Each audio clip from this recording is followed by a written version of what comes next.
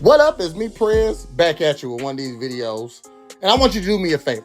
Shut your eyes real quick, okay? Just think about this. Picture this. You scrape together every little dollar you got to buy a piece of land. Your land, for less than $4,000. You build a tiny home on it with your own two hands so you can live there for free. No mortgage, no utility bills, self-sufficient. And then the city shows up and says, "Hey, we're going to demolish that. And we're going to charge you $755 a day in fines if you don't move." No, this ain't a movie. This ain't a dream.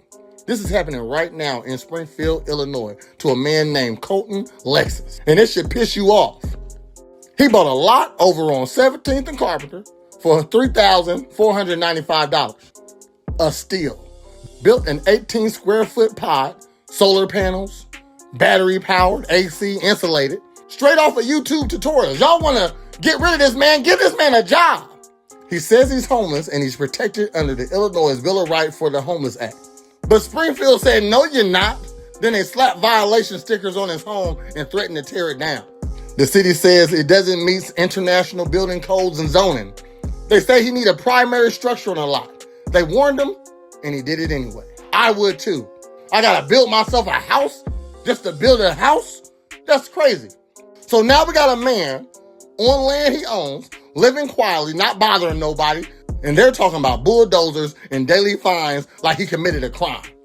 Now this is the part that pisses me the fuck off right here. He owns the land. He built something small. He's not asking for handouts. He's trying to live a simple, independent life.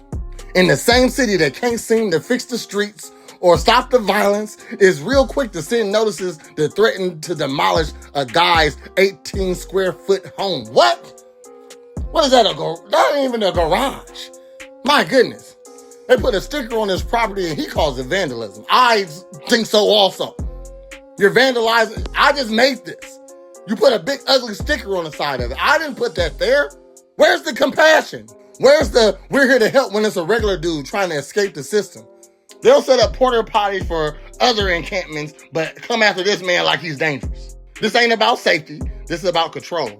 They don't like when regular people start figuring out how to live without needing their permission, their grid, their permits, their taxes, or their rules on everything. Once you're off the grid, you're self-sufficient. You're harder to control, and that scares the fuck out of them.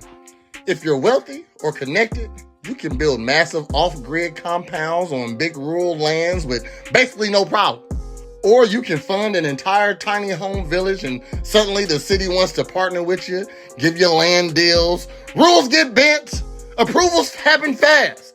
But a regular man on a cheap lot in the city, different story, different set of rules. It makes you wonder, is the real reason they're coming for him is because they don't want regular folks getting too free and independent? They don't want people realizing you don't need to be a slave to a mortgage, to the utility company, and the permits office? They'll let the rich play by different rules. But the little guy trying to build something small and live on his own terms, that's a threat. And they treat it like one. This is bigger than one man and one tiny home. This is about whether we still have the right to live how we want on property we own, or if the government gets to decide that too. Colton Lexus is fighting back. He's talking about lawsuits and standing his ground.